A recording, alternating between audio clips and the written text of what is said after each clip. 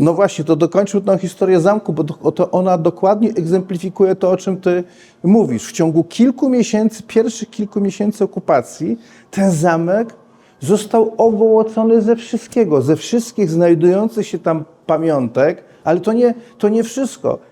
Zniszczono boazerię, niszczono stiuki, no to był kompletny bezsens. Po kilku miesiącach z zamku zostały gołe ściany. We wrześniu 1944 roku dokonała się historia tego miejsca, tej budowli, no, która symbolizuje nasz naród i nasze państwo. On został wysadzony w powietrze i dlatego tak ważne, sądzę, było odbudowa tego zamku w latach 70. dla nas Polaków.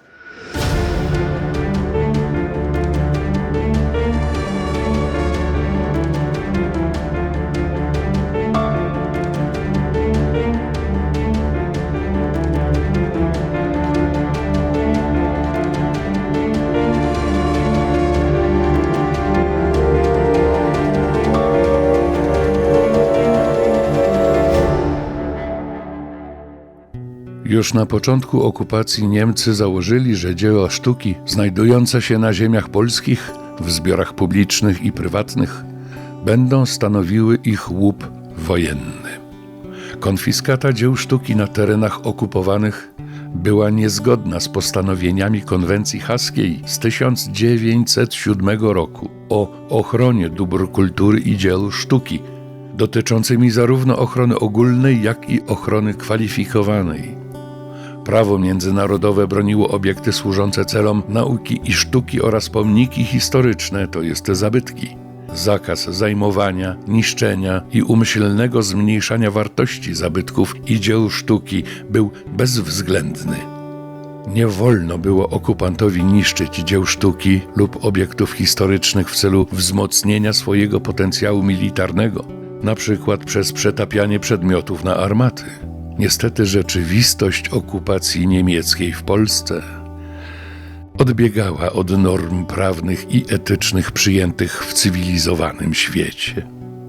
Wkrótce po zajęciu Polski Niemcy wydali akty prawne, które stanowiły, że na ziemiach polskich wcielonych do Rzeszy w zasadzie cały majątek obywateli polskich podlega niemieckim władzom, a konfiskata obowiązkowa dotyczy majątku Żydów i osób przesiedlonych lub zbiegłych. Obejmowały one także wszelkie dobra kultury i sztuki. Fragment opracowania Instytutu Strat Wojennych imienia Jana Karskiego.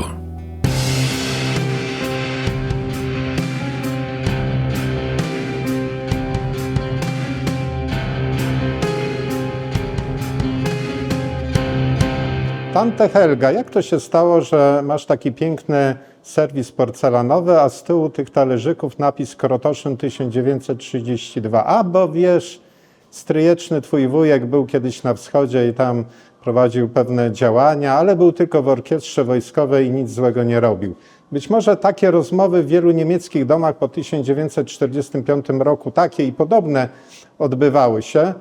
Ale już całkiem poważnie mówiąc, mamy do czynienia, gdy chodzi o niemiecką okupację w latach II wojny światowej, nie tylko z procesem masowej eksterminacji o charakterze ludobójczym Polaków, Żydów, Romów, innych narodowości, ale również z masową, zorganizowaną od początku grabieżą polskiego mienia, zwłaszcza dóbr kultury, dzieł sztuki i dokonują tej grabieży ludzie, którzy pochodzą z narodu wychowanego od lat w propagandzie mówiącej, że tu na wschodzie to jest pustynia kulturowa, tu nie ma żadnej kultury, a jeżeli już są jakieś ślady wyższej kultury, to za sprawą Niemiec. Nagle się okazuje, że całe wagony polskich dzieł sztuki były po 1939 roku transportowane do Niemiec. No, ale nie tylko grabieże, bo jeszcze inny o stosunku Niemców do polskich dzieł sztuki jeszcze świadczy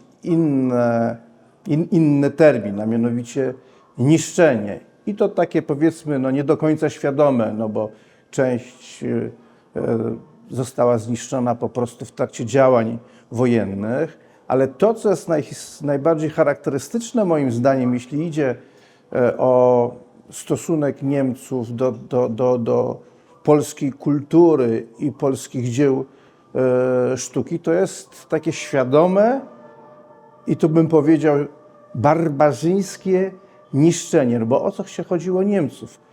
Niemcom chodziło o to, żeby tutaj te ziemię na terytorium Polski zgermanizować. My o tej germanizacji dużo tutaj mówiliśmy. Mówiliśmy o przesiedleniach, zasiedlaniach, ale nie mówiliśmy jeszcze o jednym aspekcie.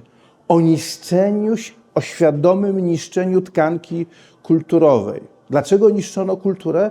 No bo Polaków jako naród miało nie być. Polacy bądź mieli zostać wymordowani, to się tyczyło przede wszystkim warstwy przywódczej, a z reszty społeczeństwa, z reszty narodu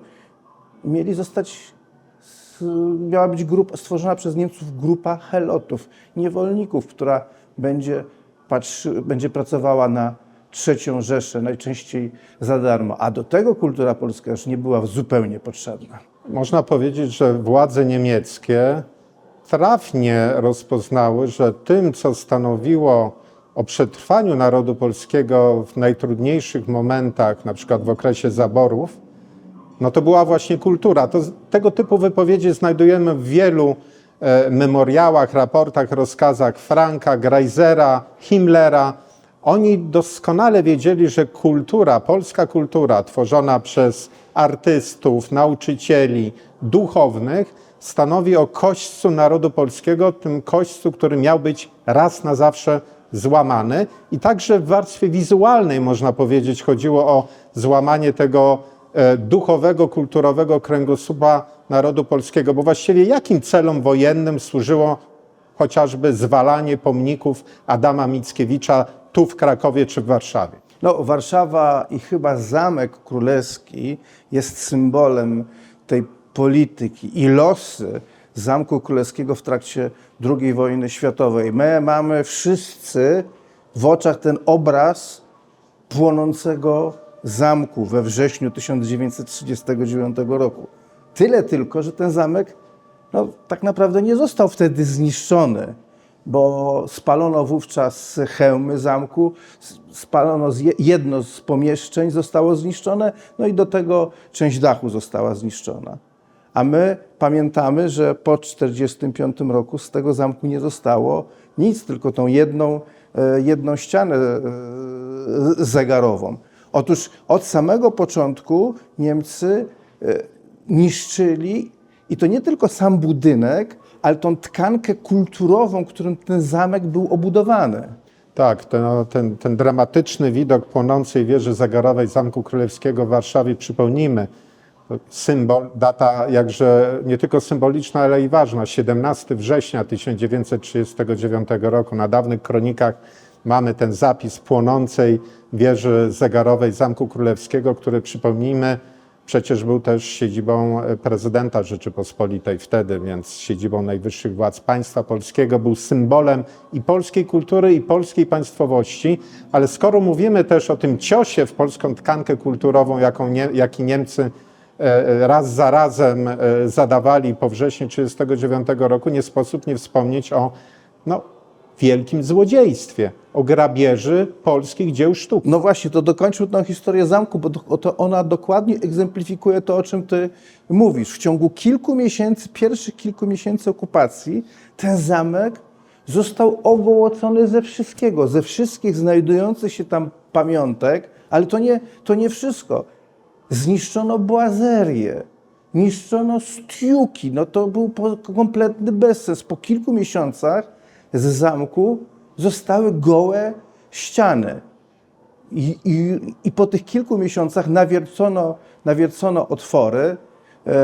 Właśnie to jest też ciekawe, dlaczego zamku od razu nie wysadzono, tylko dopiero we wrześniu 1944 roku. Ale we wrześniu 1944 roku dokonała się historia tego miejsca, tej budowli, która symbolizuje nasz naród i nasze państwo. Został wysadzony w powietrze i dlatego tak ważne, sądzę, było odbudowa tego zamku w latach 70. dla nas Polaków. Tak, jeżeli mówimy o tym aspekcie, o tym przechowaniu, można powiedzieć jak relikwii części zachowanej, tej oryginalnej struktury Zamku Królewskiego, to wielu Polaków przechowywało kawałki gzymsów, części właśnie stiuków, bo to potem było bardzo potrzebne dla odtwarzania całej dekoracji wnętrz. Podobnie było, o tym trzeba wspomnieć, jeżeli mówimy już o barbarzyńcach, to powiedzmy o bohaterach, o ludziach, o polskich muzealnikach, tak zwanych zwykłych Polakach, dzięki których odwadze i poświęceniu na przykład mamy zachowane takie dzieła sztuki jak Bitwa pod Grunwaldem Jana Matejki, która przecież była, no, można powiedzieć, wysoko na liście, nazwijmy to w cudzysłowie, proskrypcyjnej, sporządzonej przez Niemców dzieł sztuki do likwidacji.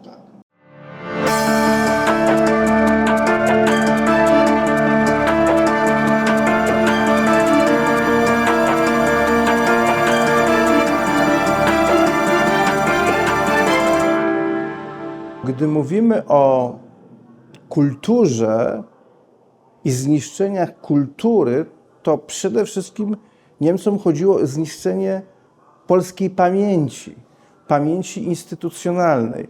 Dlatego jednym z symboli jest zamek, ale chyba jednym z moim zdaniem dla nas, ludzi zajmujących się z historią, najbardziej charakterystyczny jest los polskich archiwów. No, te archiwa, a to były najważniejsze archiwa, które były w Warszawie, zostały prawie w całości zniszczone. No na przykład Archiwum Miejskie Warszawskie zostało w 100% zniszczone, a Archiwum Akt Nowych czy Archiwum Akt Dawnych w 80-90%.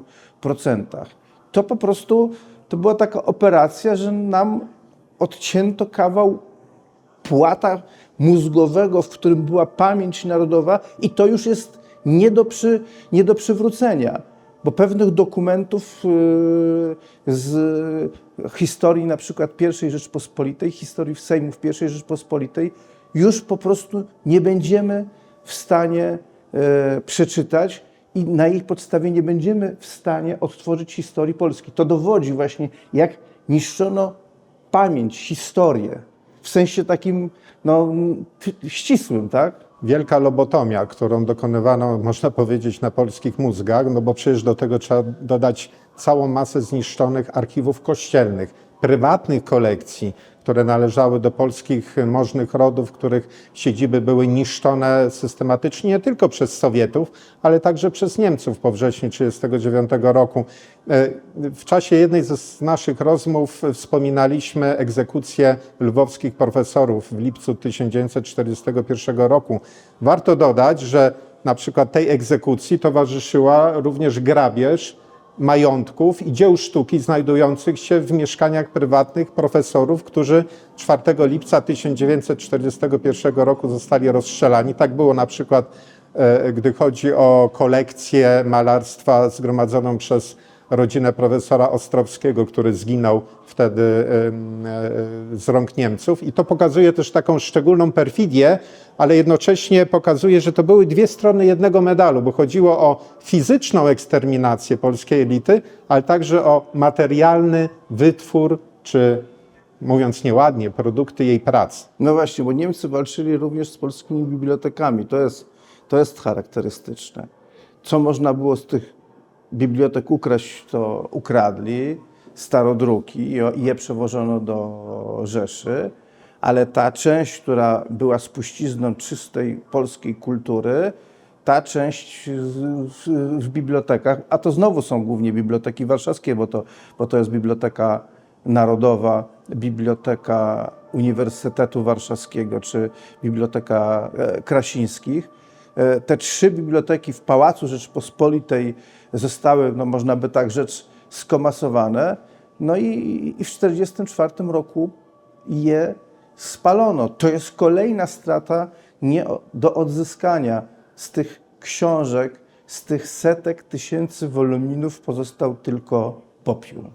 Tak, puentując, można przypomnieć taką scenę, którą relacjonował kiedyś prymas Wyszyński, kiedy jesienią 1939 roku do jego mieszkania w Warszawie jako wykładowcy seminarium duchownego we Włocławku przyszedł oficer niemiecki, zaczął wyrzucać wszystkie książki z jego podręcznej biblioteczki na ziemię, w tym także książki niemieckie, i deptał je swoimi wojskowymi butami. Ksiądz doktor, wtedy Stefan Wyszyński, po niemiecku pyta się: a dlaczego pan to robi? Przecież to są książki w języku niemieckim. A on powiedział: robię to celowo, bo wy czytacie wszystko, a potem używacie to przeciwko nam. To pokazuje stan umysłu ludzi, którzy identyfikowali się jako tak zwany naród kulturowy, Deutsches Kulturvolk, ale zachowywali się tutaj jak barbarzyńcy.